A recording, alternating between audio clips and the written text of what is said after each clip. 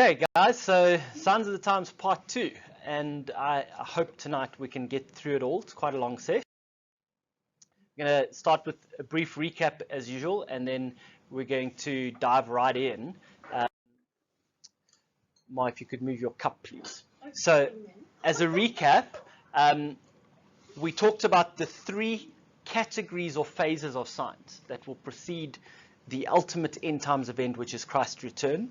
There are those signs that are very clear that happen during the tribulation period. Those are the trumpets and the bowls. But before that, there are the seals. Those are a bit less clear because we won't know exactly what it looks like when the rider on the white horse comes out. But by the time we get to the third and fourth seal, we'll know exactly where we are. We're not there yet. And so before those signs comes another set of signs, which are the things that must take place before the Antichrist comes on the scene. And that's the set of signs we're talking about. Last week, we covered the first 6 of the 13 that we're talking about. This week, we're going to cover, hopefully, the last 7. So just briefly to recap what those 6 were. The first 3 were the signs with regard to Israel. Number 1, that Israel actually exists as a nation for the first time in 1900 years is remarkable. Bible says it would happen, didn't exist for 1900 years, then it happened in 1948. Number 2, that most of Israel would return to Israel. Again, wasn't true for the best part of 1900 years. As of 2013, the world's largest Jewish population is in Israel. Number 3, that Israel is the center of global conflict. This weird phenomenon, it's a tiny nation of tiny group of people, should be inconsequential out there in a desert in the middle of nowhere, but they're at the center of global conflict. The Bible says it would happen, and it is true, and in the last days God will bring all nations to war against that one like Gauteng-sized, El Salvador-sized nation. It's bizarre, but you can see it in the headlines of just about every major paper in the world. So those are the first 3 signs with regard to Israel. The next 7 signs are the signs with regard to the nations, of which we've covered 3. The first is the exponential increase in travel and in knowledge, which has taken place, without question in the last 15 years probably, since the invention of the internet, the PC, the internet, and then more recently mobile computing devices. You now carry most of the world's knowledge in your pocket on any given day, and more knowledge than existed in the entire world before the year 1900. You carry that in your pocket. Sign number 2, with regard to the nations, is how technology that exists today, for the first time, really practically makes it feasible to govern the entire world from one place. Say a small group of 10 people in Rome have the ability to keep nations under their control with the nuclear arsenal that is under their control. They could literally threaten to wipe out every single major city on the planet within 30 minutes.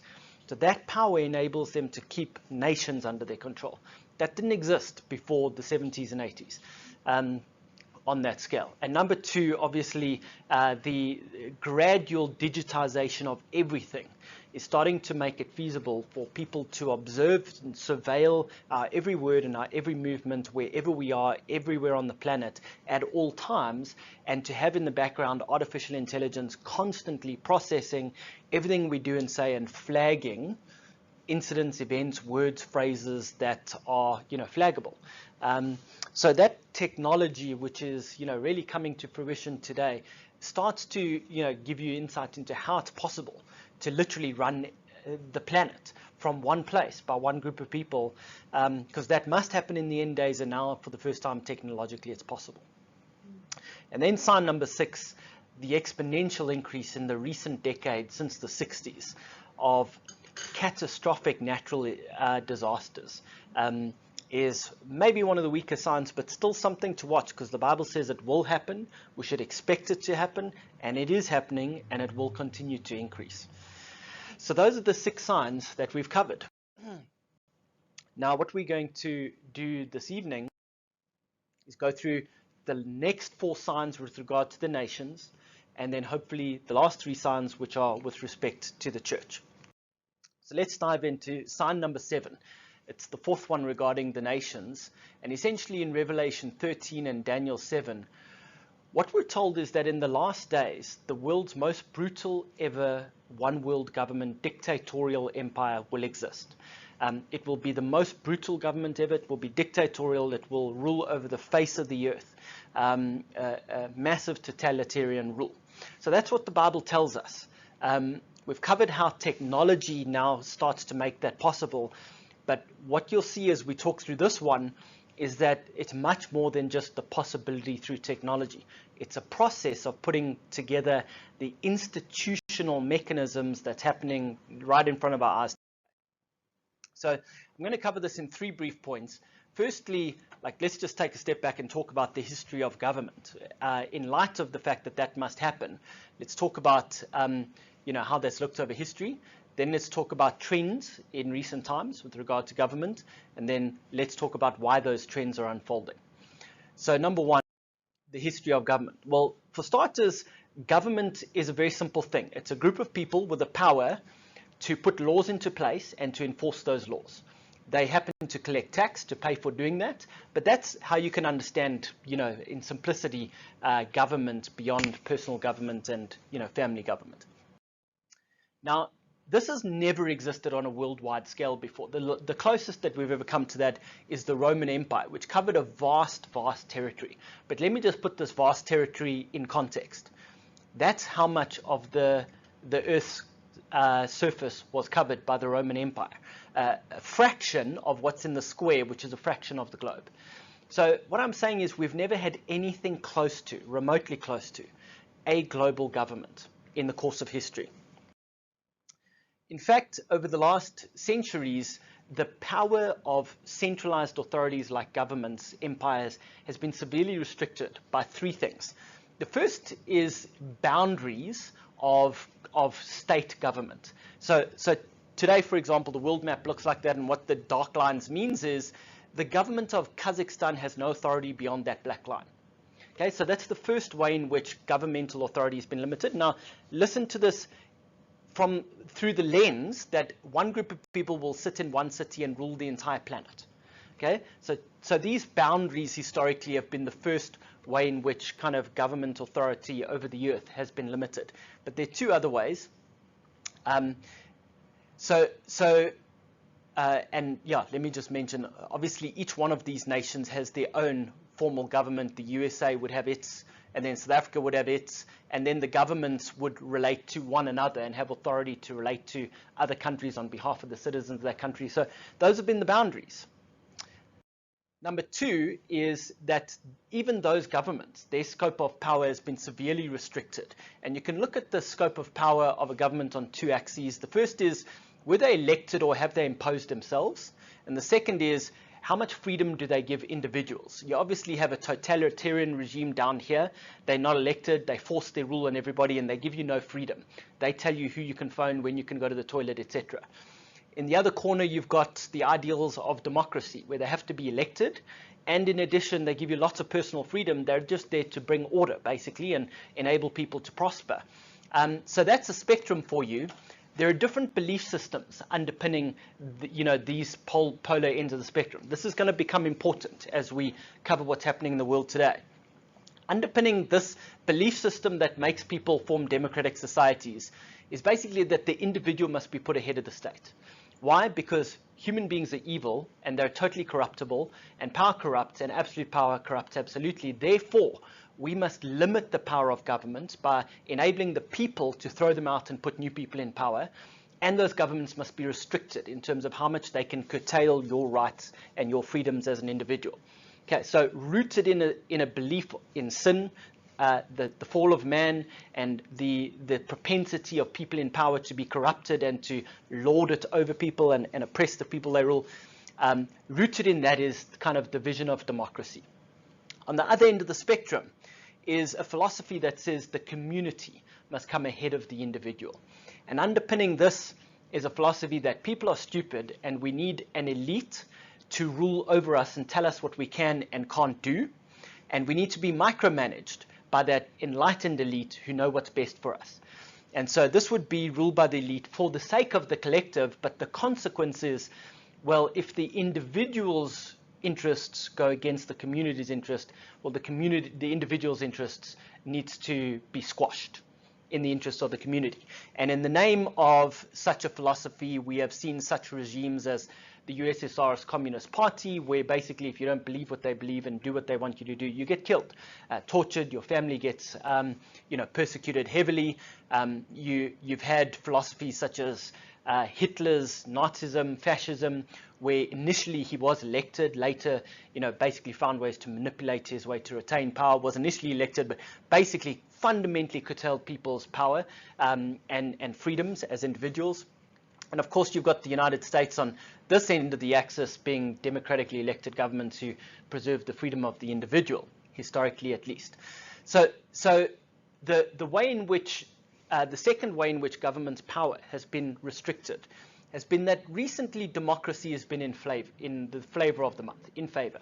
And so primarily governments have had to be voted in. Now that's important because if they have to be voted in, if they don't do what's in the interest of the people, then they get voted out. The people have a voice and the power to get rid of the government. Secondly, there's been a philosophy that governments are there to protect and nurture the interests of the individuals and the community, but you cannot fundamentally, there's a restriction on the capacity of governments to limit the freedom of individuals. Private property rights, for example, says individuals can basically do what they want on their own property within boundaries of legality. Right? Private property rights, ability to own a house and it belongs to you, and inside that house you can basically do whatever you want. You can set light to your carpet if you want to. That freedom is something that exists under democracy, where you're recognized as able to govern yourself. Okay, so the second way in which government's power has been limited in recent times is through democracy. The third way is that democracies have had constitutions to prevent governments from overstepping their marks. So you've got a government over here with the power to put in place laws and to enforce those laws. But in constitutional democracies, what you've got is this extra thing up here called the Constitution, which is a legally binding document that governs how the government must operate. And it says things like you, government, can never take away people's private property rights. So you cannot ever change the laws over here about private property rights, government. You can never do that. So that's the power of a constitution. And so you can see three ways in which recently government's powers have been restricted. Now, this is going to be important. We'll come back to it. Let's take a look now at what has actually been happening in the world of late. And I think the best way to do that is to start with a video, which just kind of illustrates a specific event in a specific place in the United States. So this is brief, about 1 minute. Pay careful attention to the conversation. With the guidance of UN affiliates, sustainable development programs have found their way into local communities.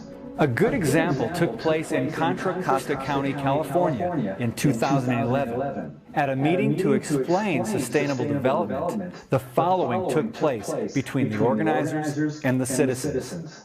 An attendee did not understand what was meant by preserving open space. So open space is sort of defined as anything that does not currently have development on it. So it would be defined as agricultural areas or natural areas that don't have urban development on them, either industrial, commercial, or housing.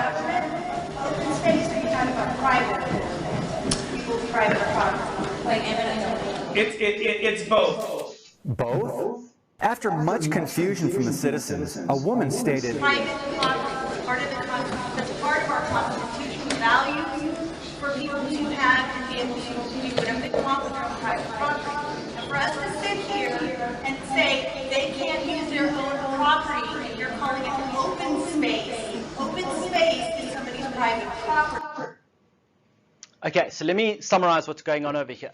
This is a kind of a town hall meeting where the members of the community are being informed of basically changes that are unfolding with regard to, what's going to happen with land use. And what they're being told is that open space, you'll no longer be able to do anything with that. And then they said, what do you mean open space? Do you mean like the the local government's parks? Or what about my, my farm where I haven't developed it yet? It's just kind of natural, terrain. They said, no, that too, that's included. You won't be able to do anything with that. And she's like, but hold on, the Constitution says I can do whatever the heck I want with my land. And he's saying, not anymore. That's what just went on there. Now, this is in the United States where, they are so, big on their Constitution because it's, obviously protected individual liberties for so long since the end of the Civil War. This is a shock. And so effectively what you have is local citizens like you and me being told your personal freedoms are being taken away, even though the Constitution says they're there, we're taking them away. That's what's happening. Now, I want to go back and tell you how we got to this point. This is recent. This is the last 5 years. I want to tell you how we got to this point, because this is fundamental to understanding what's going on in the world of government today. So after World War II, the United Nations was formed ostensibly as a peacekeeping force to keep peace in the world. They were the kind of reincarnation of the League of Nations. They're now fairly global. They've got a range of agencies and they operate around the world. And you've heard of things like the IMF and the World Bank and UNESCO and the UNCTAD and all these organizations that do various things. They all sit under the World Bank, and their influence is all over. And starting in the 60s in particular, then the 70s, they started tapping into this thing called the Green Agenda. There was this paper released by an organization called the Club of Rome called The Limits to Growth in the 70s. And what it said is basically, we're running out of resources on planet Earth. We have to cut the world's population and stop using resources or humanity will not survive. Fast forward 30 years, they updated the same paper and said the same thing much louder. And so to respond to this crisis that humanity will no longer survive, literally be wiped out as a species if we keep going on our current trajectory of using resources and extinguishing species and so forth, in response to that, spearheaded by the UN, over time they took over, this agenda. They formulated something called Agenda 21, which was promulgated after 1992. And Agenda 21 was essentially a set of policies, guidelines, and targets around how land and resources would be used and how effectively we need to govern societies in order to protect the existence of the human species over the generations to come. And a catchphrase you might have heard many times would be along the lines of, to enjoy prosperity today without compromising the prosperity of future generations. Okay, so the UN's been spearheading this thing called Agenda 21. That meeting you just saw on the video, that was an Agenda 21 meeting to talk about how local regulations around land use are changing to comply with Agenda 21. This is the origin, the UN's program to deal with the fact that mankind won't survive unless we change the way we use the planet. So let's talk about what Agenda 21 is. I'm going to show you a short video to explain it, because it'll explain it in 5 minutes and much more clearly than I can. At its core, Agenda 21 is about control. Control of the land, natural resources, and entire populations. It seeks to control the air by regulation of carbon emissions, the ground by sustainable development, and the sea through environmental regulations.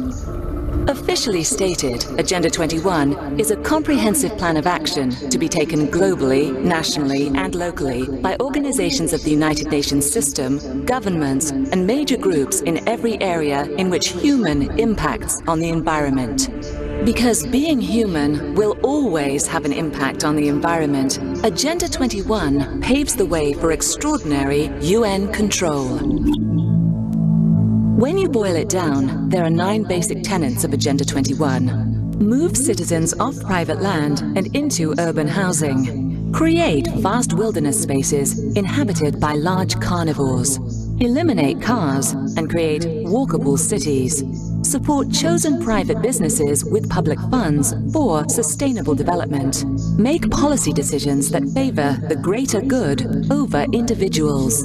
Drastically reduce the use of power, water, and anything else that creates carbon pollution. Use bureaucracies to make sweeping decisions outside of democratic processes. Increase taxes, fees, and regulations.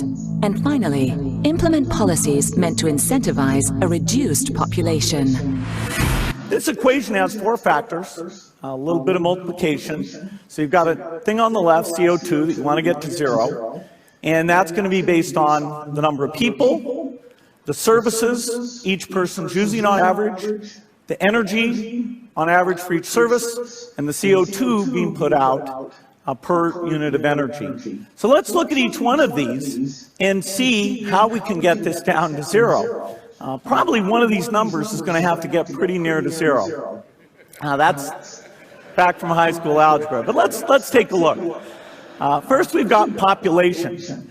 The world today has 6.8 billion people. That's headed up to about 9 billion. Now, if we do a really great job on new vaccines, healthcare, reproductive health services, we could lower that by perhaps 10 or 15%.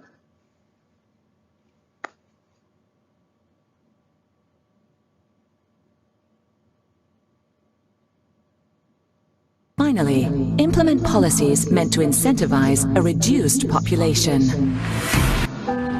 The Earth just cannot handle the sheer number of humans who live here.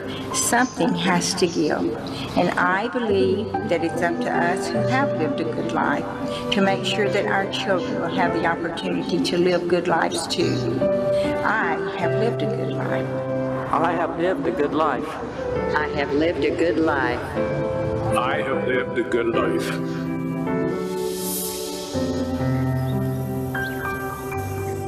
Finally, implement policies meant to incentivize a reduced population. Every year, millions of imperfect babies are born, destined for a life of struggle and hardship. But it is the rest of us who pay the ultimate cost. Billions of dollars that could be used to better society are instead wasted on the malformed. There must be a better way, and there is. Agenda 21 is coming soon. Finally, implement policies meant to incentivize a reduced population. For millions of years, this lake thrived. But now it is dying. Poisoned by humans who put themselves above nature. It's time to stop the killing. It's time to heal our planet. Finally, implement policies meant to incentivize a reduced population. It's time to remove your footprint. Agenda 21 is coming soon. Controlling our every impact on the environment means controlling every aspect of our lives. What we eat, how we travel, where we live, how we live. But no is still an option. Okay, so in summary, Agenda 21 on the surface is a wonderful set of policies and regulations to reduce the carbon footprint of humanity and preserve the environment. When you unpack what it means in the details, it means controlling every aspect of every human being's life. Because human beings are the origin of carbon released into the atmosphere and therefore global warming. Human beings are the biggest threat to nature and the ecosystem and the survival of mankind, and therefore human beings have to be micromanaged in every aspect of their lives. That's effectively what it means. So that's Agenda 21, which emanates ultimately from the United Nations intent to preserve, peace and prosperity of mankind, but ultimately that's how it plays out. Now, here's another short, brief video from, I forget her name right now, Rosa Corey. She used to be effectively a town planner and a mortgage assessor in the United States. So what she did is she valued properties, and she started running into problems when she realized she couldn't value properties because suddenly there's a lot of ambiguity around what people could and couldn't do on the property. And then she realized there was this new set of policies that was saying people could do nothing on their property. which would make the land valueless. And then she started investigating this because this was completely contradictory to the Constitution. And she spent the last decades actually understanding how Agenda 21 is unfolding in the real world in our lives. So this is a brief interview with her. This is her book called Behind the Green Mask, UN Agenda 21. The idea being it's just a mask for this set of policies to completely control every human being on the planet.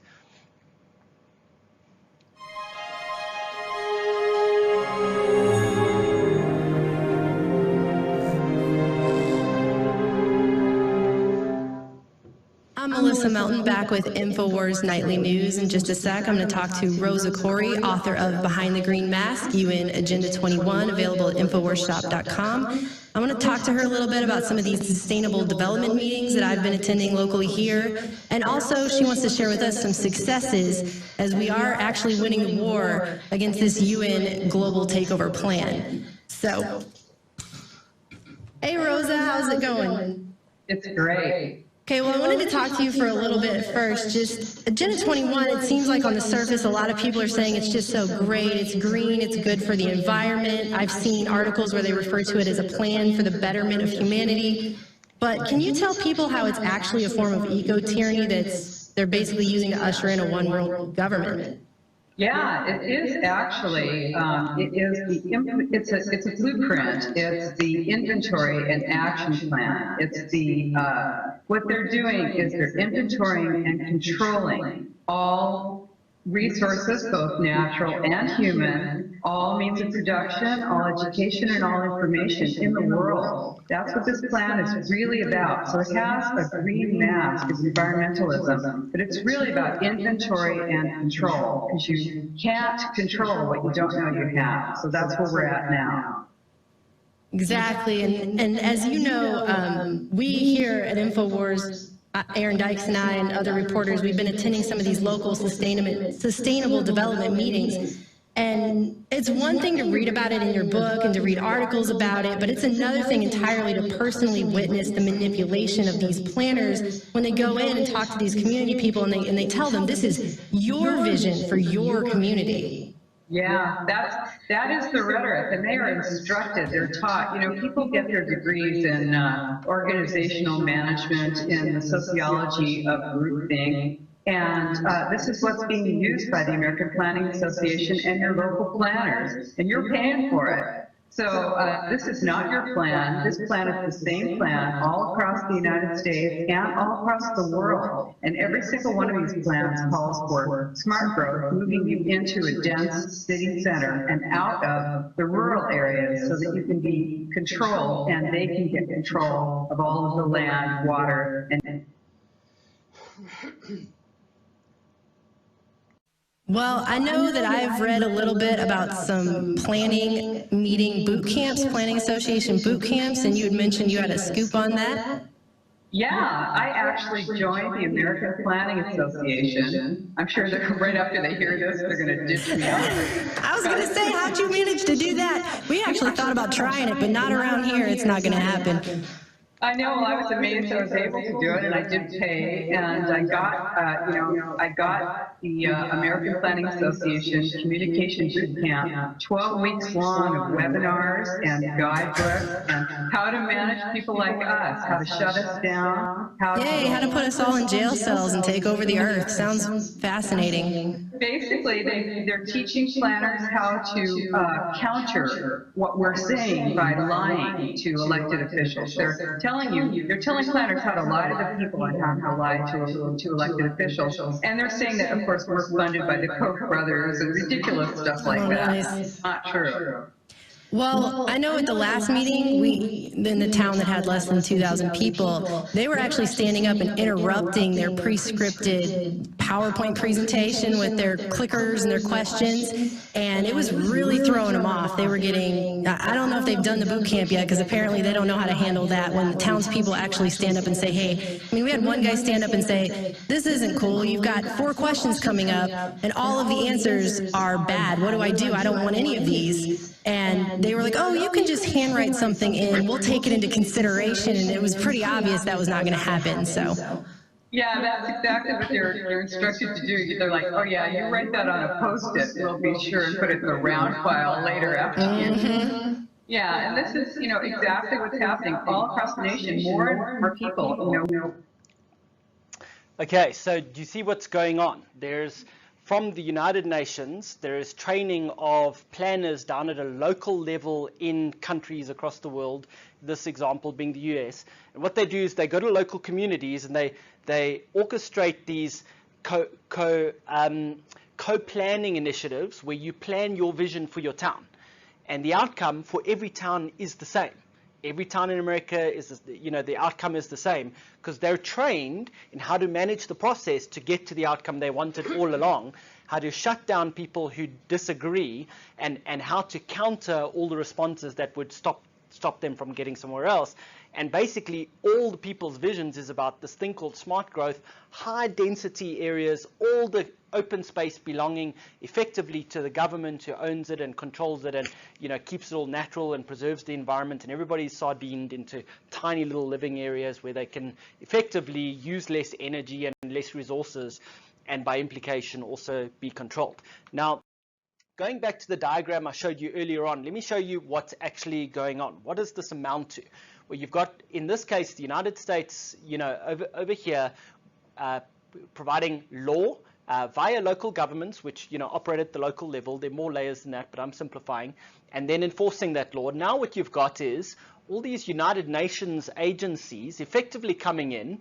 And, there are various Millennium Development Goal style targets and, voluntary carbon emission targets and so on, which they put out there, which nations volunteer to comply with, but it's voluntary. But actually what they're doing is they're going directly to local governments, and they're using things like Agenda 21, and they're getting those local governments to put in place local bylaws which are enforceable by those local governments, which actually flow from the UN's Agenda 21 and other such policies of the UN, and which often contradict the Constitution, but they're being put in place anyway. The videos that I showed you are examples of where people's property rights are being taken away in contradiction to the Constitution of the United States, but it's being done via this this process where the UN manipulates local councils to put in place bylaws with the consent and approval of people who've been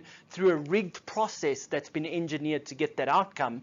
And now, by the way, they're also going directly to national governments, like Bill Clinton and George Bush signed presidential orders to provide resources to make this process happen, and so effectively are also imposing laws which again are in contradiction to the Constitution.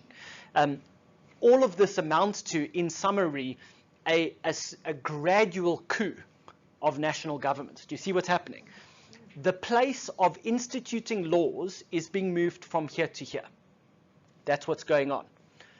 Do you see it? Okay, now, recently you might have heard of some other big headline news, one of which is the Sustainable Development Goals, Vision 2030, the 17 goals of the United Nations to eliminate poverty all over the world and make mankind sustainable and so forth, eliminate injustice, poverty, inequality, all of that nice stuff, and then the Paris Climate Agreement. You've probably heard a lot about that, 2015, 2016. Well, these two things effectively are just a massive leap forward in the power the United Nations has to do more of what we just saw. In other words, to impose on governments at all levels in nations UN-generated laws and policies which land up basically being the framework that governs our lives as individuals, and so is a handing over of power from the governments we elected to the UN. And what you'll see is that with these two new kind of frameworks, you'll start seeing massive incentives from the UN to essentially bully national governments into complying with the Sustainable Development Goals. So, for example, you'll see things like massive amounts of carbon incentives flowing to the developed world to do more kind of sustainable development, and that money will be going to Zimbabwe and South Africa from taxes paid by the rich world that's emitted all this carbon, collected by the UN and paid to the poor world. oh, by the way, you can only get that money if you comply with the 17 UN Sustainable Development Goals, if you're compliant with human rights law as promulgated by the UN. And so what you're going to have is incentives and penalties to coerce governments all around the world to comply with UN policy and laws. And by the way, over time, that will turn into law, because what's going to happen is nations will not comply, not all of them. And then you'll have nations arguing at the UN about why some are complying and others are not, and it's not fair. And eventually nations will give the UN power to enforce. And so what you're seeing again is a shift of governing power from this level, nation state, to this level, the United Nations. Let me explain back on this chart what is going on. What is going on is a move from up here to down here. It's a move from elected government to unelected government. Who have you voted for anyone in the UN that is promulgating policies, imposing targets, and requiring your compliance? Okay, nobody voted for the people who sit in the UN. They're an unelected form of government.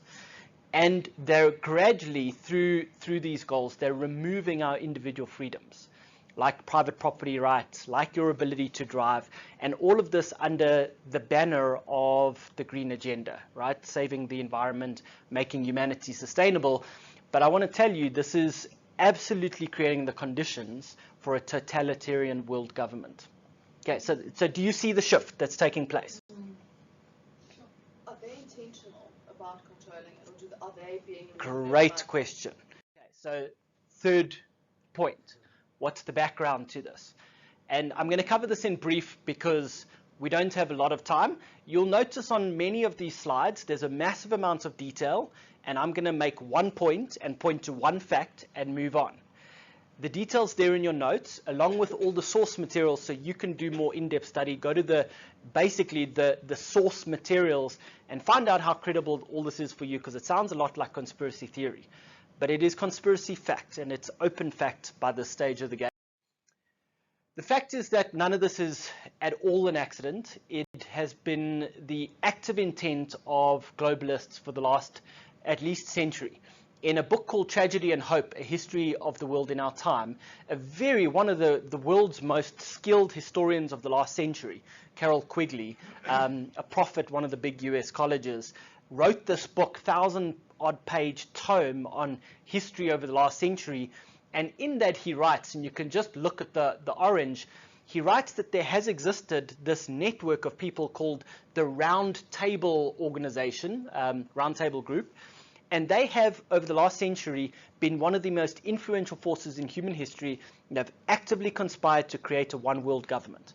Okay, so he writes that he's had personal access to the most influential people and all their key documents.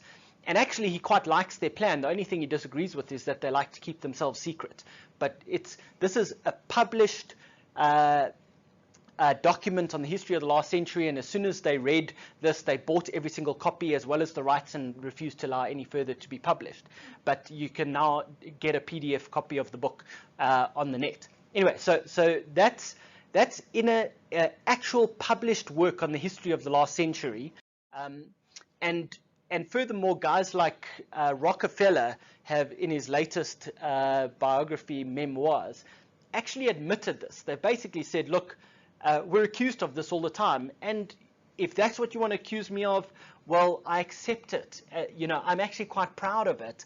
And by the way, it's so late in the game that, actually there's no point denying it anymore. So globally influential, hyper wealthy individuals like Rockefeller, before him Cecil John Rhodes, have been behind the scheme for decades, and now it is so accepted in the psyche of most of mankind that we need to transcend sovereign national governments, that it can actually be open and they can be quite proud of their work to get us this far. But don't worry, we're going to cover a lot more of how we got there. In the publication called Limits to Growth from the 70s that I told you about earlier, which was produced by the organization called the Club of Rome, a group of a few hundred very influential scientists and so forth. they basically said, this is in a published document you can find on the internet, right? It's like one of the most well-known official documents of the whole Sustainable Development Agenda. When I did my Sustainable Development degree 7 years ago, this was one of the first things we were required to read from. And they basically say, we realized that mankind needs a common enemy to unite. So we went through a process to find a common enemy, make one up if we have to. And in the end, we realized and agreed that the environmental crisis would do the job. It would be the common enemy we would use to unite all of mankind. There it is. It's published in a book that's available to any one of us from a group of some of the most influential people in the world. And if you go through these various quotes over here, these are just excerpts, and here is a bunch of reference material you can look at if you'd like. They basically say we need a one world government. Sovereign national kind of governments hasn't worked. That's why we have things like North Korea. And as long as you have sovereign national governments, you will have North Koreas. And as long as you have North Koreas, you'll have war. So in order to dispense with issues like war, we have to have a one world government. And this is how we set about creating a one world government. We needed everybody in the world to accept we need a one world government. And for that, we needed everybody to see a problem that no nation could solve. We could only solve it by having a one world government. And that's what we've been up to for the last 40 years. That's basically what it says. So the Green Agenda was co-opted effectively in order to mind condition humanity to move towards a one world government. And this is not conspiracy theory.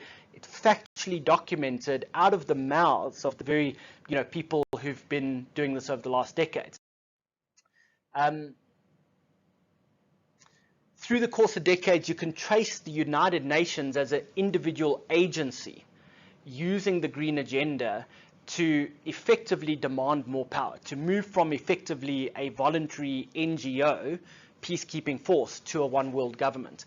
And one example of that is this document called Our Global Neighborhood, which was really kicked up a stink because when they published it, it basically said, you need to make us the world's government, in slightly more complex technical terms. And the nations kicked up a stink over this and rejected it, obviously. But it's just a published example of the UN using the Green Agenda to say the only way we can fix these problems is if you make us the world government. And by the way, over the decades, world leaders have basically come on board with this agenda. They won't say it in so many words, but if you look at the words of Bush, Gordon Brown, and more recently Obama, they overtly state we have to relinquish a little bit, they usually use that, of our sovereignty in order to take care of the problems that exist in the world today. That's the common line. And obviously what starts as a trickle will end as a flood. A little bit of sovereignty, so we'll restrict our rights in this area, and then over time, we have no sovereignty.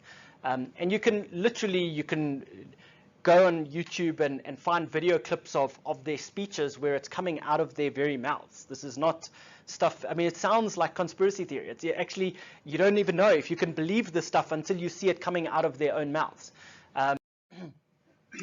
And so all of this tells us that basically the EU is the prototype for what the UN is doing. What the EU did is it started out as a community that traded together. And now some people estimate that 85% of laws in the European Union are made by the European Parliament and imposed upon the nations. And the people who vote for their national governments are actually voting for people who have power to create laws in 15% of the areas of their lives. But the most important laws are created by an unelected group of governors in a different country in Brussels. And they're not elected, and they create most of the laws for the people of Scotland and so on. So that's the blueprint, and that's where, that it's the prototype for what is effectively doing. So in summary, the Bible tells us that in the last days there will be a one world government that will span the earth. That's been hard to imagine other than very conceptually. What you're now seeing is the apparatus is being put in place, and it's actually starting to have concrete effects on the lives of individuals all over the world. It's starting with the most developed nations, the US, Europe, Australia, but it will come to us as well over time. It's less evident in our daily lives right now. That will come to an end. So in summary, over the last literally, call it 70 years in total, since World War II, UN was started, but really since 1990, the fall of the Berlin Wall in 89, the end of the Cold War, and now suddenly everyone can actually listen to the UN because there's not a Cold War going on. Really since then, the last 26 years, you've started to see the real building of an apparatus for international government. You're starting to really see the sovereignty of nations being handed over in practical, concrete ways to the United Nations, and it's accelerating exponentially year after year. And the Climate Pact in Paris this year, and the promulgation of the Sustainable Development Goals also this year, well, in September last year, those are two massive milestones that now convey on the UN massive power to impose initially targets, later incentives, later penalties, and after that laws from the international level. So that's sign number 7. Do you see it happening, unfolding? Okay, it's massive, it's real, and unfortunately we have to move on. But I want to, before moving on, just say, fear not. We always have to remember what God has to say about the situation. And this is just Psalm 37. And the Lord says, fret not about the works of evildoers. Fret not. Fret not, because ultimately, if you just commit your way to the Lord, He will take care of you. And in the end, all the evildoers, they will be blown away like the grass. And God's will profoundly reign on the earth. So there will be seasons in which the wicked will prosper. But ultimately, God is sovereign in your life and mine and on the earth. So fret not. So as we go through these things, fret not. That's Jesus says, fear not, do not be afraid. And that's the attitude, the heart we have to have. God is sovereign over all these proceedings. Okay, number 8. So this is a long one. We'll probably have to take a break in the middle. This is the longest of them all. Sign number 8 is about the end-time Babylonian world order. Babylonian. In Revelation 17 and 18, the Bible describes a world order that will be in place leading up to the midpoint of the tribulation. So before halfway through the 7 years. And that world order can be characterized by the harlot Babylon, so false religion governing the earth, and false religion being essentially ruling over the states, the governments, the totalitarian regimes on the earth, and having enormous power to enrich people who are compliant with this false world religion, and to terrorize and destroy those who resist this false world religion. And you can read in more detail what exactly is described as taking place in those times. But the main point is that the world is dominated by false religion that is Babylonian in nature, and it dominates everything, politics and economics included. So that's what we read about the end times. So I want to go back to the United Nations and the role they're playing in this. And I want to start by interrogating exactly who is the UN, because you've just seen some of what they're doing in the political sphere. And I'm going to say that they're doing even more than that in the religious sphere. So we're going to talk about who are they and what is their true mission, and then after that, how are they pursuing the mission, and it will shock the life out of you. So let's get going. So for starters, you'll see on the UN's, I mean, this is not made up. You look on the United Nations website and you'll see one of their key agencies is UNESCO. And you look there and it says this seemingly noble thing, building peace in the minds of men and women. And that should send shivers down your back. Because what they're actually saying, and this is written in many of their key documents, is you can't actually maintain peace on the earth by regulating warfare, because war is started in the minds of men. And therefore, if you want to have peace, you must start peace in the minds of men. And therefore, we must decide what goes into the minds of men. Just think about that for a moment. And what they actually write down here is that it's in the minds of men that the defenses of peace must be constructed. Now, just pause on that. We must construct things in the minds of men. Okay, do you see that? Okay, they carry on and they go on to say that if we're going to have lasting and sincere peace, well, that peace must be founded upon the intellectual and moral solidarity of mankind. In other words, people thinking the same across the earth. That's how we will get peace on the earth. Now, that sounds like I'm stretching what they're saying. Let me show you that I'm not. We're going to do a couple of videos from a series on YouTube called Know Your Enemy. We're going to cover a couple of them. I recommend you watch the full 10 hours of videos. It's really a wonderful documentary of, from Adam and Eve and the fall of man all the way through to modern day, and the various forces of deception that have existed and do exist. I'm just going to cover a couple, and he's going to give us probably 30 minutes worth of video on understanding the UN and what they're up to.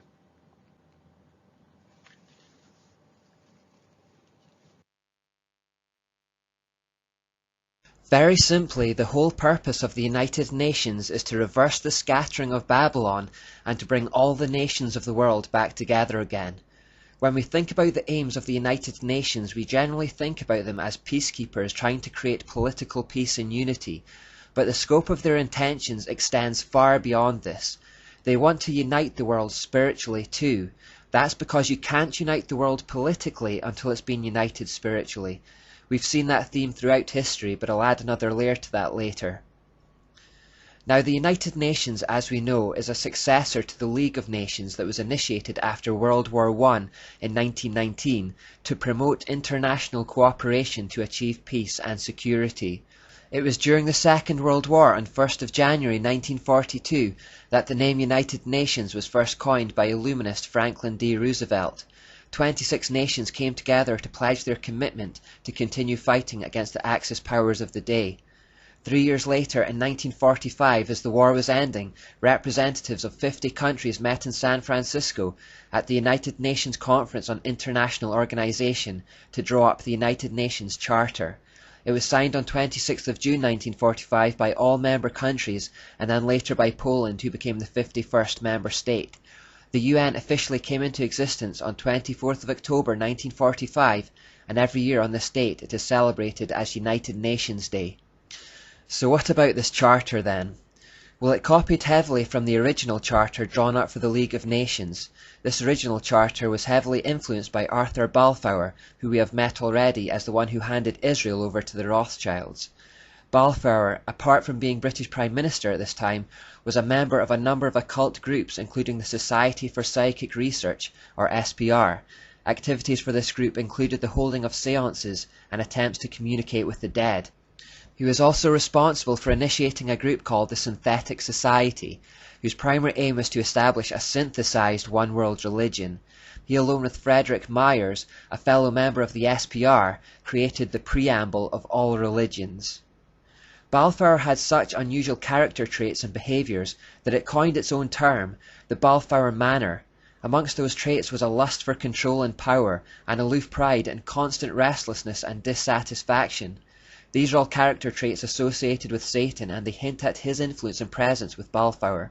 In particular, the constant restlessness is unusual and puts us in mind of one of Satan's most famous names, Beelzebub or Baalzebub, the Lord of Restless and Unsettled Motion. Harold Begbie wrote about him in his 1920 book, Mirrors of Downing Street, saying, "He loves office more than anything this world can offer. Neither in philosophy nor music, literature nor science has he ever been able to find rest for his soul. It is profoundly instructive that a man with a real talent for the noblest of those pursuits which make solitude desirable in retirement and opportunity should be so restless and dissatisfied, even in old age." He loved power more than anything and couldn't find rest. His dabbling in the occult seems to have opened up the door for demonic influence in his life, and it is from this character, Balfour, that we get the first signs of the establishment of a one-world religion within a political organization, the League of Nations. The United Nations that followed used various elements of the League of Nations as a template, and the nature of those pioneers that followed wasn't much of an improvement on Balfour. The two men who were largely responsible for writing the UN Charter were Alger Hiss and Joseph E. Johnson. Alger Hiss was accused of being a Soviet spy, charged with espionage against the United States, and of being a member of the United States Communist Party. At his trial he was found guilty of several counts of perjury and was imprisoned for the same. This was the man who became the first acting Secretary General of the United Nations. Joseph E. Johnson later became secretary of the Bilderberg Group, a secret Masonic society containing persons of influence in the fields of politics, banking, business, the military and media. I've pretty much sidestepped organisations like those, but if you do any research at all into this subject, you'll quickly come across that name. Along with Hiss, Johnson patterned the UN Charter after the Constitution of Russia and the Communist Manifesto. The Communist Manifesto was of course written by Karl Marx and Friedrich Engels, those whose ideas can be traced back to Plato and the Kabbalah through the Enlightenment and French Revolution. As a result of these connections, the Constitution of the USSR is said to be almost identical to the Constitution of the UN. The first official Secretary General, in other words the first leader of the United Nations, was a man called Trygve Lie. He was a high-ranking official of Norway's Social Democratic Labour Party, which was an offshoot of the Third Communist International. Dag Hammarskjöld was the second Secretary General, and he was a Swedish socialist who openly pushed communist policies. The third Secretary General, U Thant, was a Marxist. You get the idea. U Thant openly stated, "World Federalists hold before us a vision of a unified mankind living in peace under a just world order. The heart of their program, a world under law, is realistic and attainable." This was backed up by most leaders of the day. Winston Churchill said, "The creation of an authoritative world order is the ultimate aim to which we must strive." Charles de Gaulle, the French president, said, "Nations must unite in a world government or perish."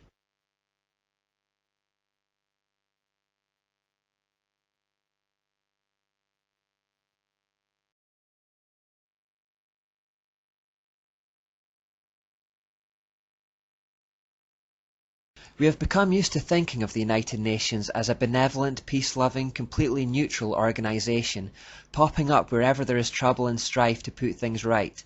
Whenever nations are squabbling, the UN steps in to mediate like a parent between naughty kids. We think of them as being completely trustworthy, impartial, and making just pronouncements by which the nations promise to abide. No one really examines this overarching body. The way to think of the UN is like a smartphone. When you get your smartphone, it doesn't do much by itself. What you have to do to make it useful is download applications or apps. If you want to use it for directions, you download a navigation app. If you want to calculate tips, then you get a tip calculation app. If you want to tune your guitar with it, you get a guitar tuning app. And if you want to watch YouTube videos, then you get a YouTube app. Similarly, the United Nations has various apps called non-governmental organisations, or NGOs, which take care of every aspect of daily life around the globe. They have an app or NGO for everything, from health to the economy, education, climate, food production, etc., etc. In that respect, they have their hooks in every single area of life around the world. Their Food and Agriculture Organisation has a World Food Plan. The World Health Organization has a World Health Plan. UNESCO has a World Literacy Plan. The International Labour Organization has a World Employment Plan, and the UN Industrial Development Organization has a World Industry Plan. UN demographers provide population forecasts for the next 100 years, and the World Meteorological Organization provides climate forecasts for the next several hundred years.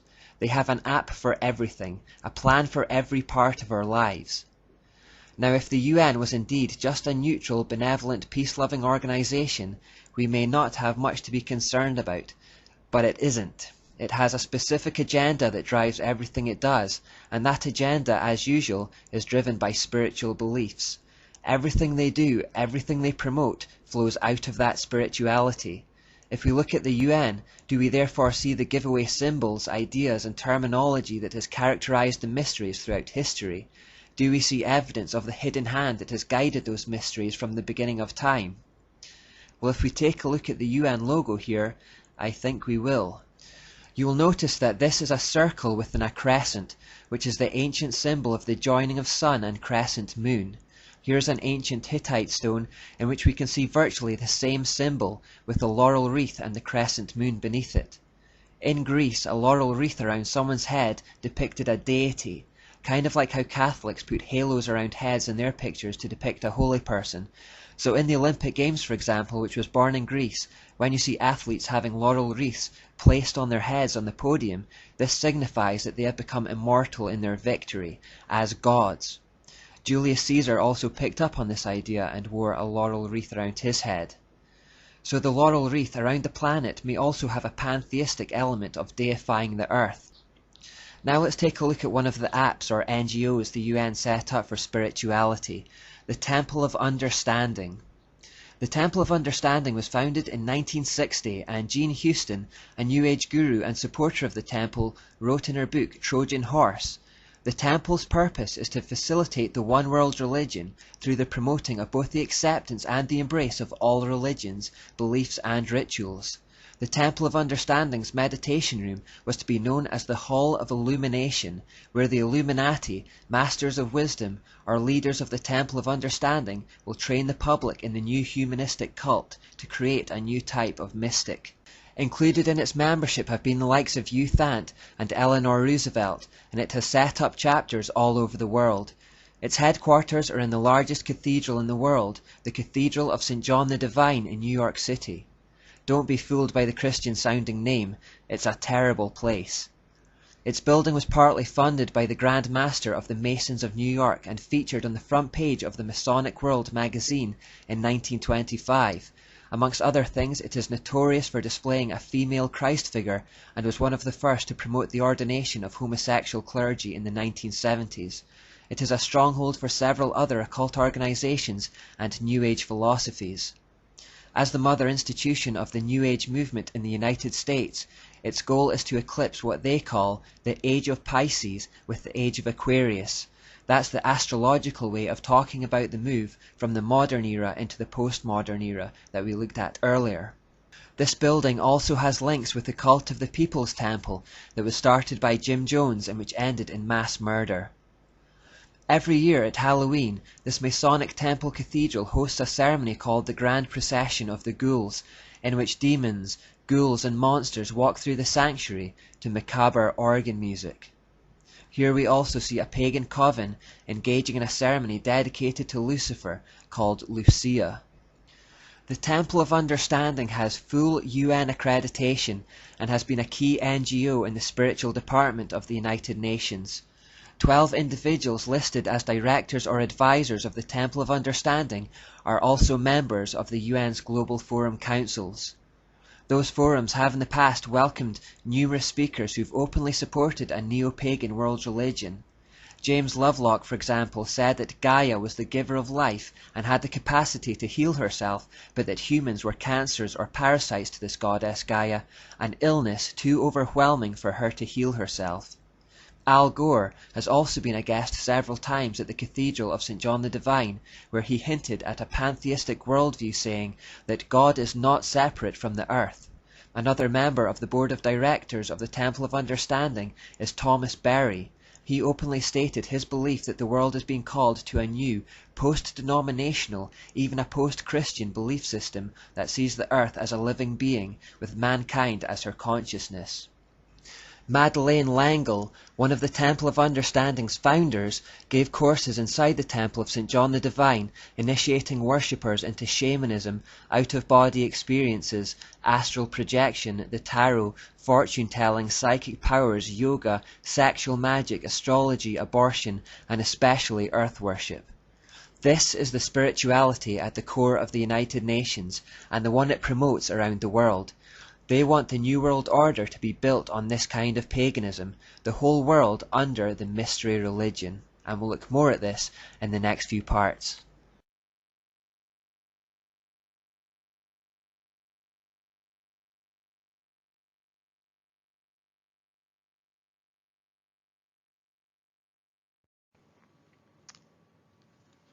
Okay, so in summary, the UN is not a world peacekeeping NGO.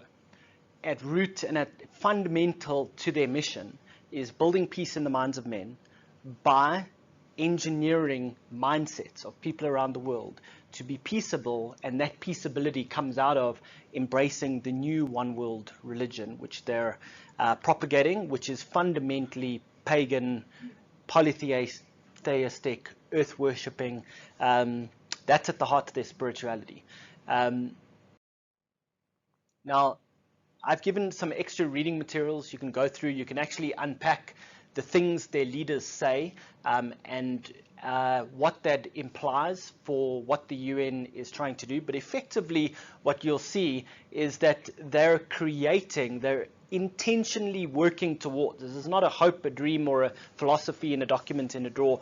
They're actively working towards creating a world mindset, belief system, worldview, and the tenets of that are fundamentally anti-Christ. They replace Christ with something very different to Christ. And here's some of the stuff you can read.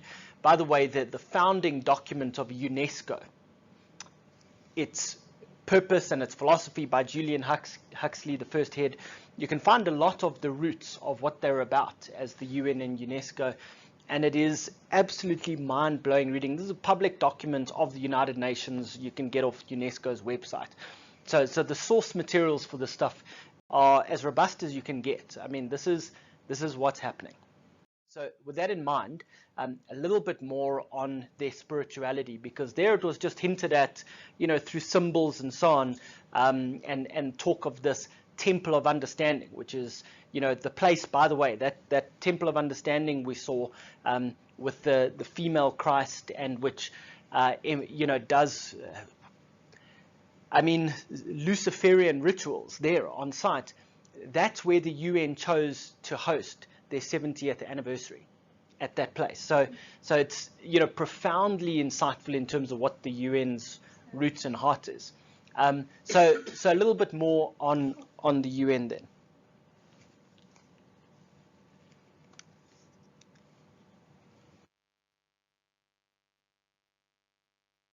One of Alice A. Bailey's predecessors in the Theosophical Society, in fact one of the co-founders, was Helena Blavatsky, and amongst her books were Isis Unveiled and The Secret Doctrine.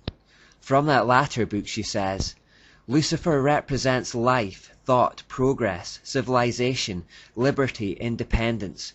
Lucifer is the Logos, the serpent, the savior. She later said, it is Satan who is the real God of our planet and the only God. She also said, the celestial virgin which thus becomes the mother of God and devils at one and the same time, for she is the ever-loving beneficent deity, but in antiquity and in reality, Lucifer or Luciferius is the name. Lucifer is the divine and terrestrial light, the Holy Ghost and Satan at one and the same time. In it she also confirms that the different names for the mystery gods and goddesses are the same being by different names, saying, now we have but to remember that Shiva and the Palestinian Baal or Moloch and Saturn are identical. Helena Blavatsky has many followers of her teaching. Some who are known to be fans of her books were Adolf Hitler, Aleister Crowley, Mahatma Gandhi, Elvis Presley and William Butler Yeats. Her dying words were, keep the link unbroken, do not let my last incarnation be a failure. Her immediate successor was Annie Besant, and then following her came Alice A. Bailey, who in turn became the source of inspiration to Robert Mueller, who in turn became the spiritual figurehead in the United Nations. They've all been links in a chain, and they knew it. So we understand what Robert Mueller means when he boasts that the United Nations is not a man-made creation, but is primarily a spiritual organization with a spiritual source. No human force will ever be able to destroy the United Nations, for the United Nations is not a mere building or a mere idea. It is not a man-made creation. The United Nations is the vision light of the Absolute Supreme, which is slowly, steadily, and unerringly illuminating the ignorance, the night of our human life.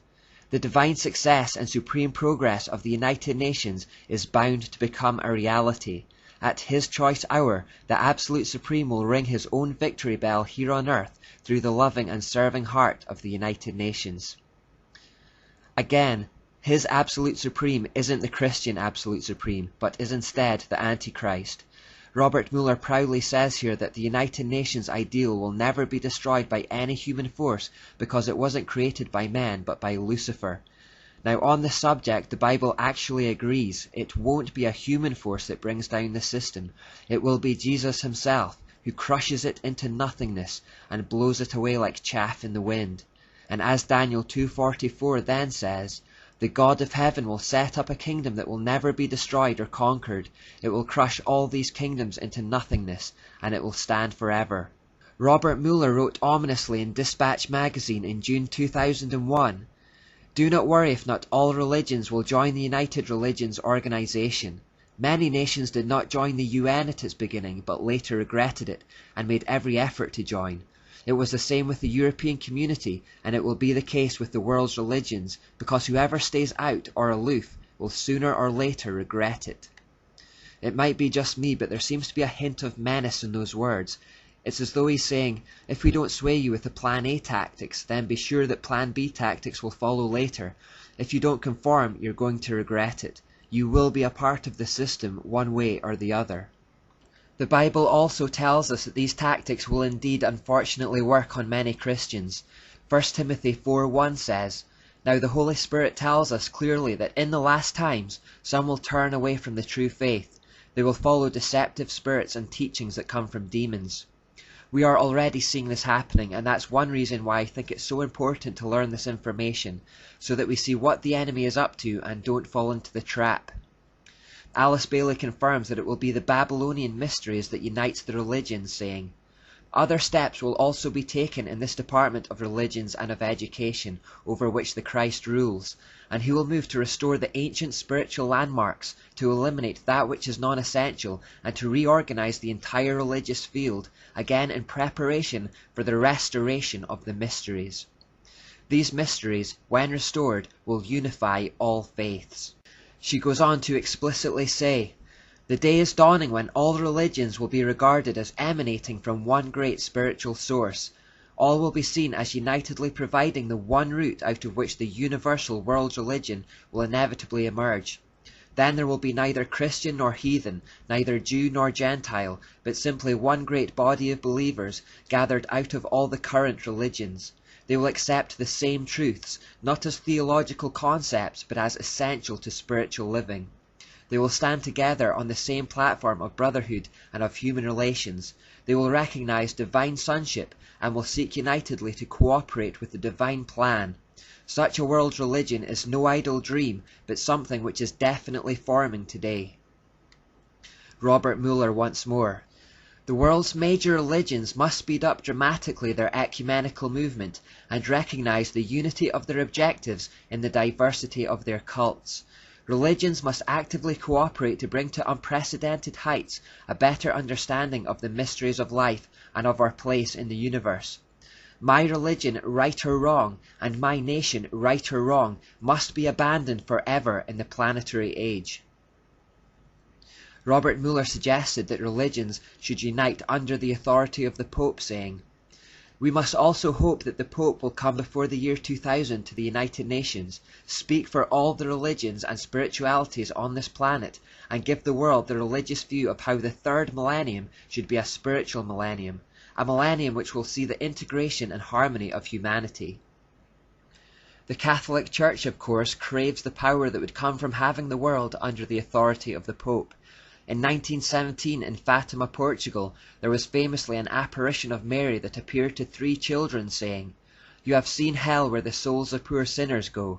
To save them, God wishes to establish in the world devotion to my Immaculate Heart." Notice she said devotion to her Immaculate Heart, not devotion to God. I think we've heard enough now about the United Nations to know what it's up to, but let's make one last stop before we conclude the UN section. Dag Hammarskjöld was responsible for establishing this meditation room in the middle of the UN. He said, "The stone in the middle of the room has more to tell us. We may see it as an altar, empty, not because there is no God, not because it is an altar to an unknown God, but because it is dedicated to the God whom man worships under many names and in many forms." He also said, "The meditation room faces northeast. To enter the room, one must proceed from darkness to light." As well as having an abstract mural which you may be able to do some symbol hunting on, the room is in the shape of a trapezoid. The middle order of Satanism, set up by Anton LaVey, is called the Order of the Trapezoid. He refers to an occult principle known as the Law of the Trapezoid. The trapezoid has long been regarded by occultists as a shape that is especially adapted to enhance demonic manifestation. Kathy Burns wrote, "The bottom line of all this is that the consummate architectural form of the Satan worshipper is the trapezoid, and he believes that this shape will create a spiritual cloud chamber of sorts across which he may track the hoofprints of the demons he wishes to invoke. It is believed to be the perfect atmosphere for the manifestation of the unholy and the cursed." You may be thinking I'm introducing something new and confusing here. I haven't used the word trapezoid before, but look at the pagan temple ziggurat again. You will notice that the sides of these constructions create a trapezoid shape. With the ziggurats, the person starts off at the wide end at the bottom and gradually works their way up the narrowing levels towards the temple at the top, where the so-called occult illumination is to be found. Similarly, by walking into the UN's meditation room at the wide end and walking towards the narrow end, you are effectively and symbolically approaching the throne of Satan, just as those who ascended the steps of the Tower of Babel would have to have done to gain the audience of Nimrod. To occultists, you are walking from darkness at the lower end to light at the top end. You will therefore notice that the only light in the room comes from the narrow end behind the mural. The occultists don't really care how long it takes to reach their goal. They don't care if their dreams don't materialize in their lifetime. They simply see themselves as cogs of a machine, or like Helena Blavatsky said, links in a chain that will lead to an ultimate end. The Dalai Lama said, "The United Nations becomes for us the answer to world suffering, world darkness, and world ignorance. The inner vision of the United Nations is the gift supreme. This vision the world can deny for 10, 20, 30, 40, 100 years. In other words, we can resist for as long as we like, but it will not stop until it realizes its aim.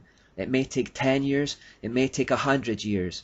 The United Nations will keep working towards our enslavement and the establishment of a new world order where the Antichrist can return."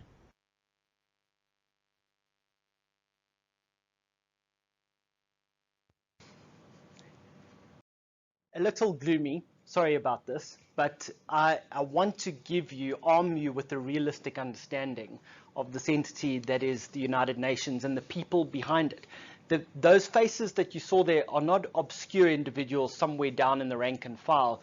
This is the former Secretary Generals and Deputy Secretary Generals of the UN. These are people in the equivalent of Ban Ki-moon's role in the decades past, or his direct underling. These are the people at the most senior levels of the UN. And we're going to talk a little bit more about what some of their work that emanates from the spiritual belief system, but I hope you can see the spirituality behind the UN. Okay, there's a little bit more kind of reference notes for you to go through, quotes out of the mouth of senior UN figures that basically describes the spirituality that they're trying to make universal. In summary, earth worship, man worship, everything worship, just not, exclusive truth. If you unpack their doctrine and compare it against Christian doctrine, which you'll find in the left-hand column here, you'll actually discover that on virtually every single, let's call it article of faith, they're the exact diametrical opposite of Christianity. So effectively, what the UN is building is the antithesis to the church on the earth. That's what they're building. The exact opposite of what the church is on the earth is what the UN is building. Just absorb that for a moment. I recommend you go through this table in your own time, actually go through it bit by bit, and you will start to notice events, trends, things people say on the radio and TV interviews, what politicians say. You'll start to actually have a grid that says, oh, that's what they're doing over there. Go through this, familiarize yourself with it, because effectively what you're seeing is a version of a blueprint for mankind in our age. Okay, so I'm going to pause there. We'll take a break. We've just covered what is the true nature and mission of the UN. Their true nature is a spiritual missionary organization.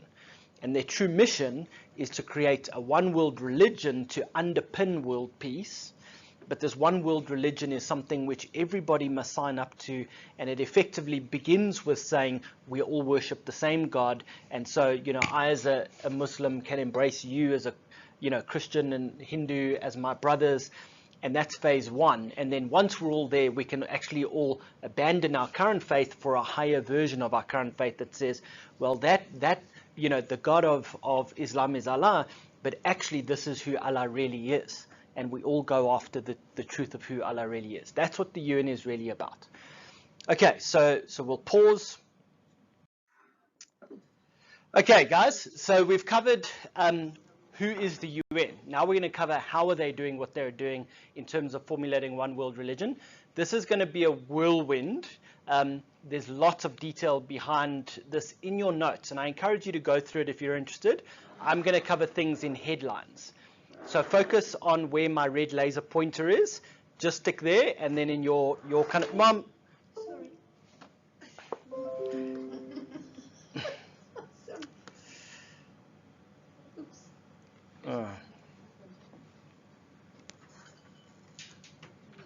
No, don't.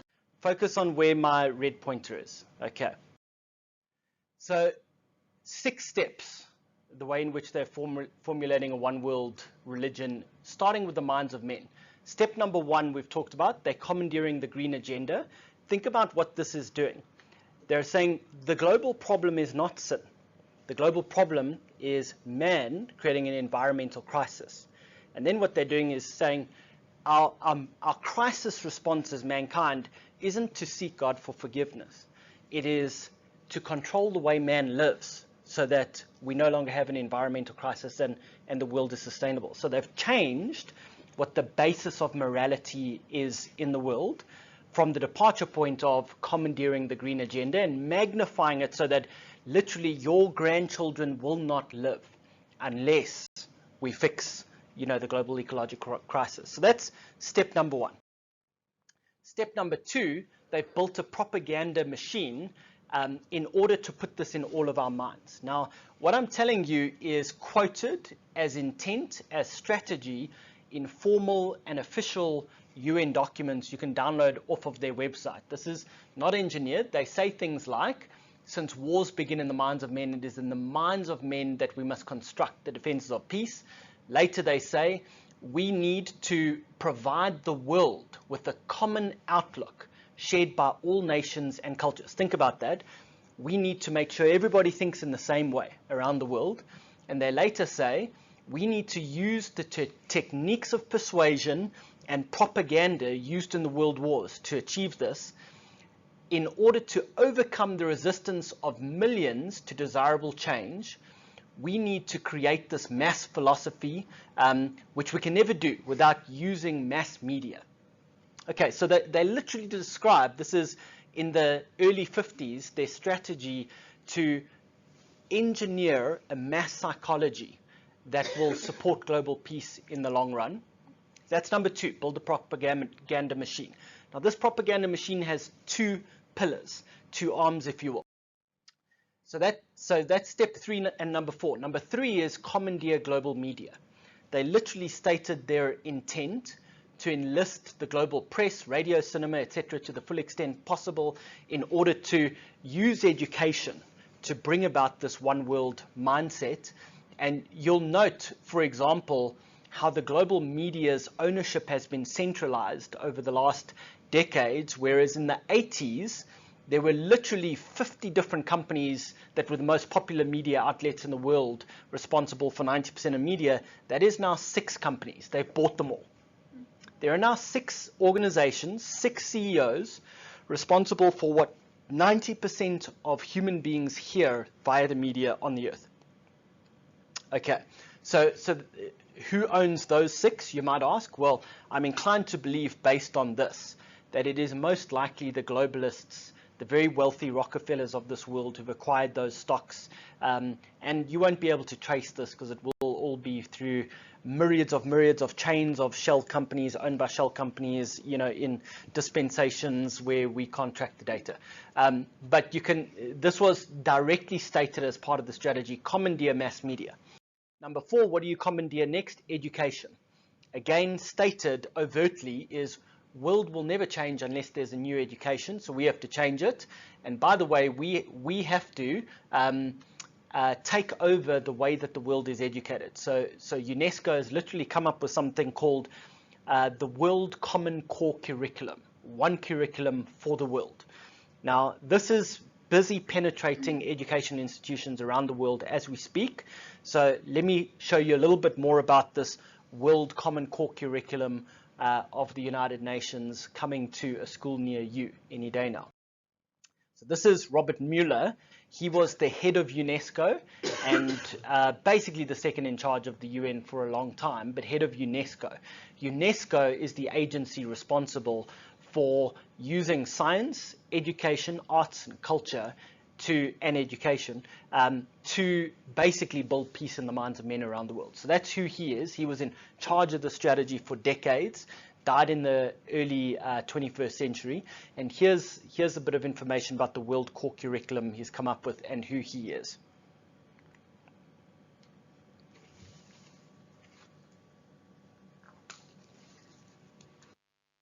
Perhaps the most prominent UN figurehead with regards to spiritual unification of the world is this man, Robert Mueller. He died in 2010, but was Under-Secretary General of the UN for 40 years, and he is revered within the UN as the philosopher or prophet of hope of the United Nations. His spiritual viewpoints were quite clear. He said, "We must move as quickly as possible to a one-world government, a one-world religion, under a one-world leader."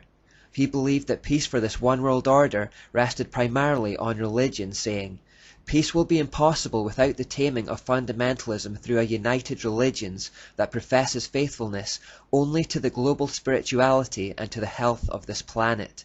He also said, "My great personal dream is to get a tremendous alliance between all the major religions and the UN." Because he held one of the top jobs in the UN for 40 years, he obviously had huge influence on the goals of the organization, but the problem goes much further than that, because as well as being the driving force behind the spirituality of the UN, he also created something called the World Core Curriculum, which, as the name suggests, is intended to be an education program or framework for the entire world. He is therefore also known throughout the world as the father of global education. Not only this, but he actually established specialist Robert Mueller schools, where his educational ideas could be taught in their purest form. There are over 30 in existence, and more are being established each year. The World Core Curriculum earned him the UNESCO Peace Education Prize in 1989.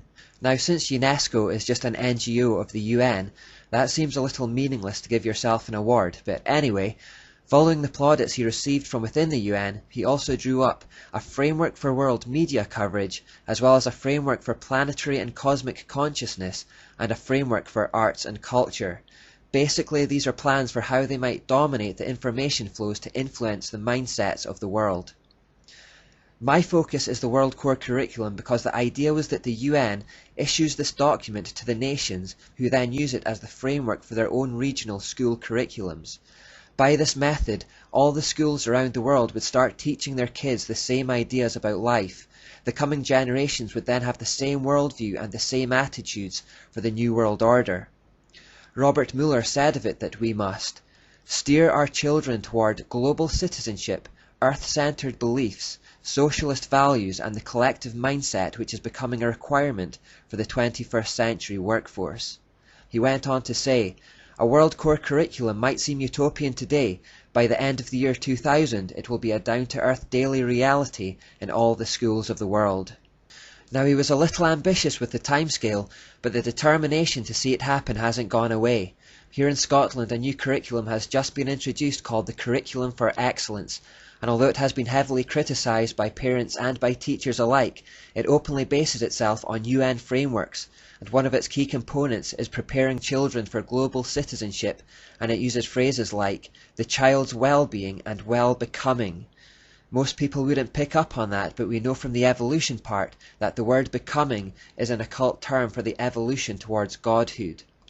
So if this World Core Curriculum is to be the source for national curriculums around the world that will be taught to coming generations of children, we need to find out what's in it.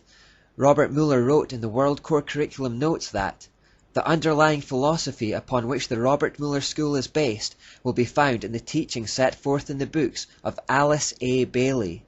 The school is now certified as a United Nations associated school providing education for international cooperation and peace.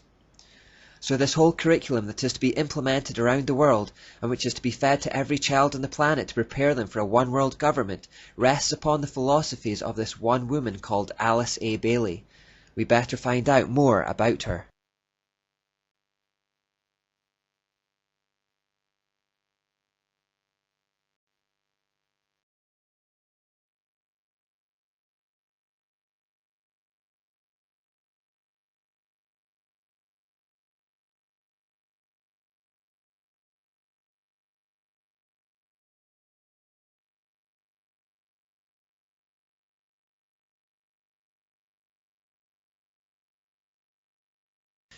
Alice A. Bailey lived from 1880 to 1949 and spent most of her time as a teacher and writer on themes of the occult, astrology, spirituality, and theosophy.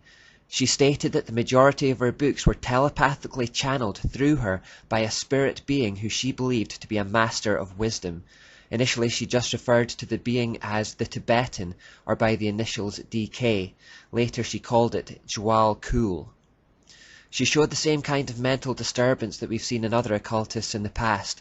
As a child, Bailey was deeply unhappy and attempted suicide on 3 occasions, once when she was 5, then when she was 11, and the third time at an unspecified time before the age of 15.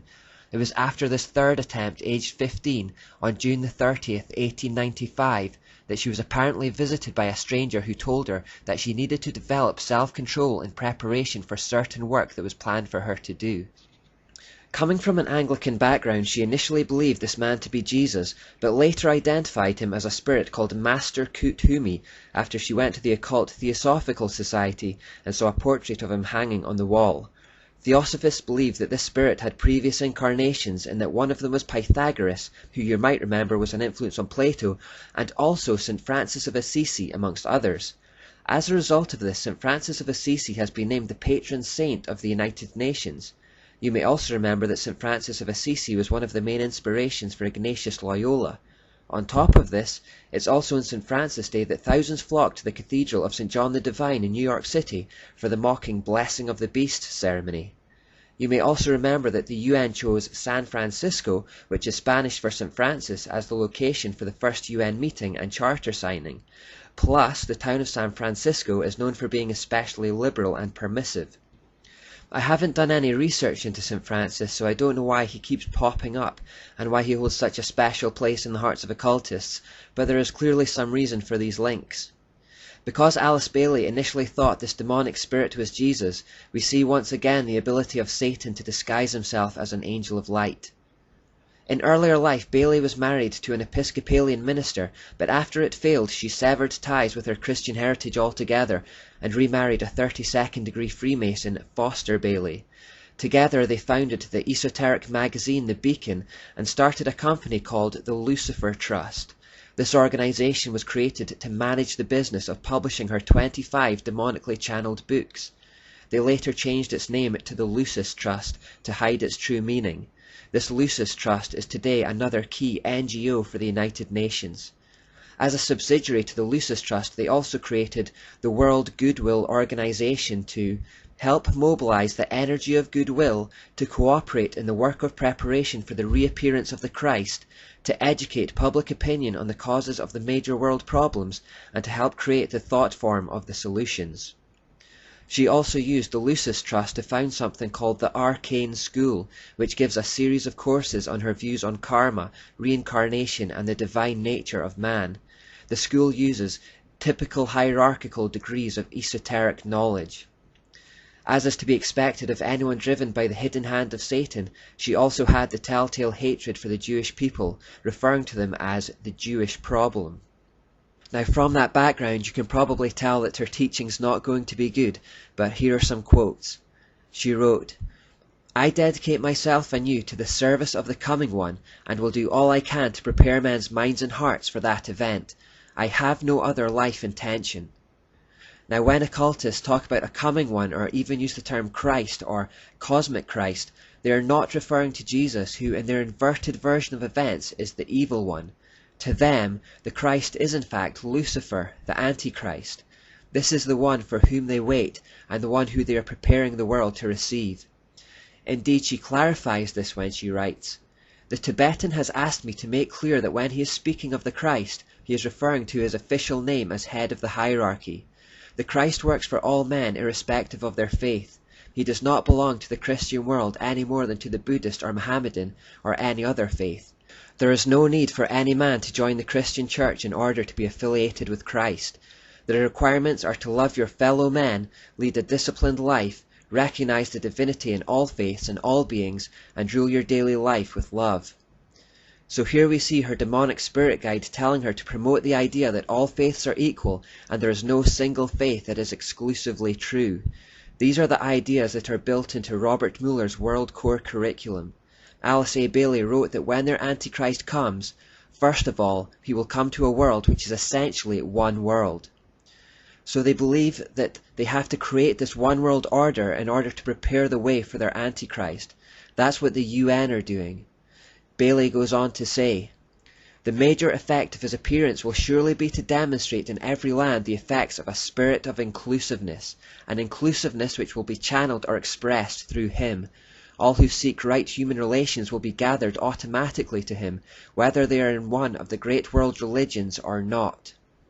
She then goes on to say, "All who see no true or basic difference between religion and religion, or between man and man, or nation and nation, will rally round him. Those who embody the spirit of exclusiveness and separateness will stand automatically and equally revealed, and all men will know them for what they are." So the Antichrist will have all the world's religions rallying round him and finding in him their shared Babylonian origins which will unite them all. But yet she talks distastefully about another group of people at this time who will be exclusive and separated from the group. Who will these people be? The ones that don't conform. Those of the Judeo-Christian heritage, of course. We who adhere to the only faith that is genuinely different and which isn't rooted in Babylon. As you might imagine, we who are seen to be opposing this world peace and not joining in the unity will be seen as hateful and intolerant. We therefore will be hated and despised and persecuted for not conforming to the crowd. This spirit of inclusiveness, as she calls it, is already on show in the world today, but it will grow stronger. As the world pulls together in a one-world system, Christians who are brave enough not to conform will increasingly be isolated and separated. Bailey herself confirmed that all religions emanate from the same spiritual source, and that one day everyone would come to realize this. As they do so, she predicted that the world would see the emergence of a universal world religion and new world order. She said that this was no distant dream, but was actually happening even in her own time. She wrote, "There will not be any dissociation between the universal church, the sacred lodge of all true Masons, and the inner circles of the esoteric societies. In this way the goals and work of the United Nations shall be solidified, and a new Church of God, led by all the religions and by all the spiritual groups, shall put an end to the great heresy of separateness." All forms of Freemasonry and all the false religions and philosophies of the world that have their roots in Babylon will one day come together under a single banner. This is the essence of postmodernism. People are moving away from outright atheism and returning to ancient religion.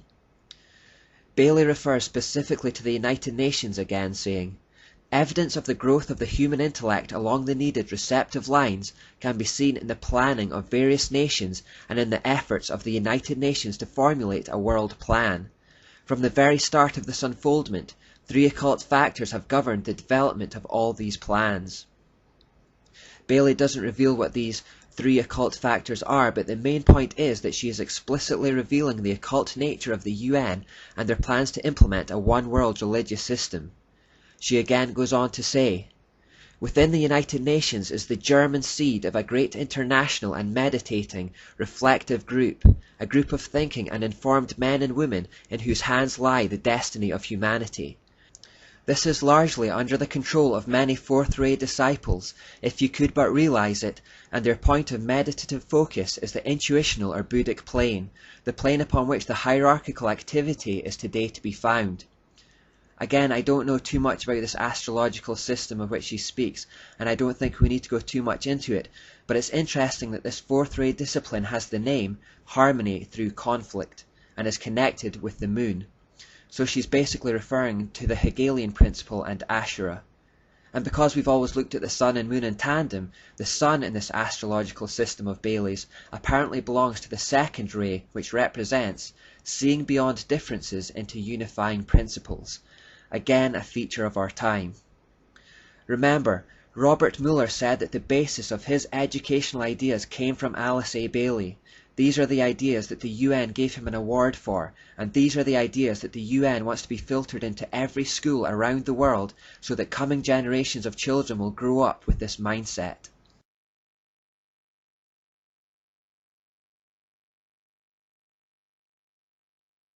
Do you hear anything about World Core Curriculum or some version of that? By the way, they changed the name in the United States because there's such an uproar, so they changed the name, but it's the same thing. If you hear anything about that, run 1,000 miles. But unfortunately, it gets a lot worse than just the UN commandeering education via the World Core Curriculum, which they're going to enforce upon all nations as one of their compliance mechanisms, complying with human rights in order to access taxes and incentives. It gets quite a lot worse. That was just step 4. Step 5 is to minimize the influence that parents have over children. So you'll have seen things like parents are no longer allowed to spank their children. That's just one very practical mechanism under an overarching umbrella strategy to reduce the influence of parents on their children. What they really want is to remove forces that influence children to think for themselves about truth. They want children to be primarily influenced by an education system and a philosophy that says all religions are the same. So they're reducing the influence of parents and their children. We won't do this video now. I recommend you watch it. But basically, it describes how they are systematically reducing the ability of parents to influence their children. There are even, right now, today, it's remarkable, in Scotland, they're implementing laws which give every single child a named person, quote unquote, that's an employee of the state, of the government, who has a relationship with your child in order to monitor their well-being and, intervene in events that the child's well-being is undermined. What they don't say is that well-being includes not being abused with lies and deceptions about, for example, exclusive faith. So these things are being piloted individually in pockets of the world right now today, a little bit here, a little bit there, but it'll all come together everywhere over time. Okay, so this is step 5, minimize parents' influence on children. So you should expect to see, for example, things like promoting gender equality so that women will be equally as ambitious as men and promoted and pulled into the workplace, driven by targets and incentives, to employ 50% male, 50% female at every level, so that women will not be at home, they'll be at work, so that children will be in educational institutions being taken care of, where there are frameworks and policies around how children are to be handled. I'm going to skip this video.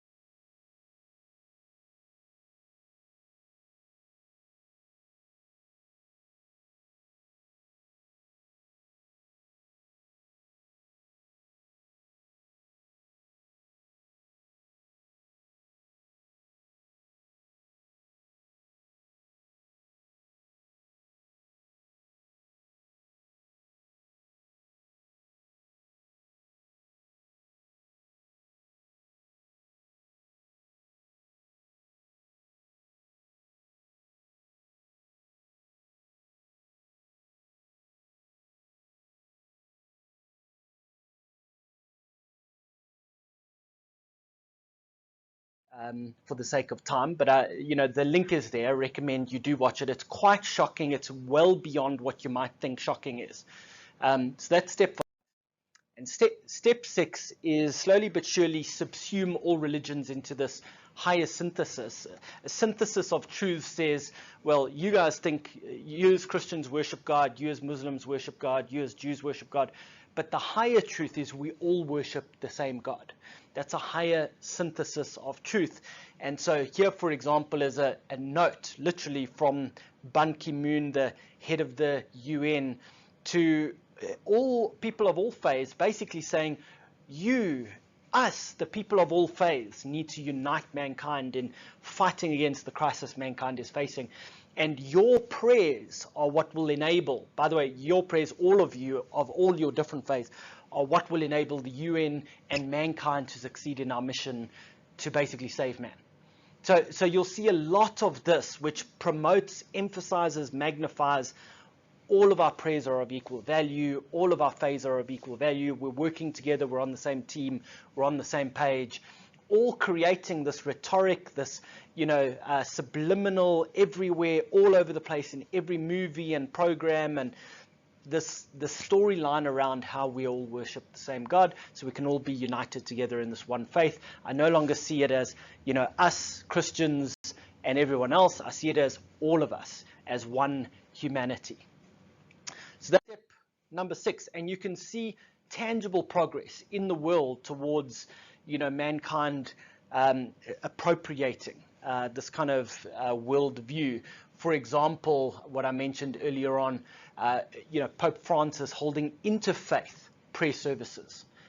So no longer, you know, we invite people who do not yet know Jesus to come and get to know the Savior. No, we hold prayer services for people of all faiths. And former ministers who write books about how they're founding a united religion and saying things like coming out of the darkness of chaos, by which they mean their Christian background, into the light of a united religions. I mean, it's all over the place, tangible, everywhere. So in summary, Revelation 17 and 18 talk about the Babylonian world order, which will come into being preceding the abomination of desolation and the last 3.5 years of history. Can you see it? Okay, it is happening at lightning speed in front of our eyes every single day, but the media creates headlines on other things. So we're not observing this as the main stuff that's going down. We're observing terrorist attacks. We're observing, you know, economic ups and downs, etc. The media directs our attention, and by doing so, they direct our attention away as well. By being filled with sport and TV and entertainment and movies, and like our attention is so fragmented across trivia that it doesn't see what is actually going on around us. So that's sign number 8. The others, by the way, we're going to move through much faster. That was the biggest one. Pretty badass, and it's all current. I'll just point out that Babylon as a global, kind of dominating global spirit and order has been there in all of history, with exception for probably the last 100 to 200 years since the revivals, the Methodist revival, the Great Awakenings in the US, where the prominent forces influencing global socioeconomic circumstance have been effectively Christianity. That is now fundamentally changed. So the red has gone away. We're once again in an emergence of this Babylonian world order, dominated by an occult elite in the background who ultimately worship Lucifer, believe he's the true God, believe Yahweh actually is the bad God, who's convinced the world that Lucifer is the bad God, but actually Lucifer is the good God. And slowly but surely they're awakening mankind to the truth. So that's sign number 8. Okay. Once again, let's not leave this one by remembering the truth. And the truth is that at the name of Jesus, every knee will bow. It doesn't matter how much progress the world makes on one world religion. At the name of Jesus, every knee will bow and every tongue will confess that he is Lord. It will happen. So there will indeed be one world religion. It just won't be that one.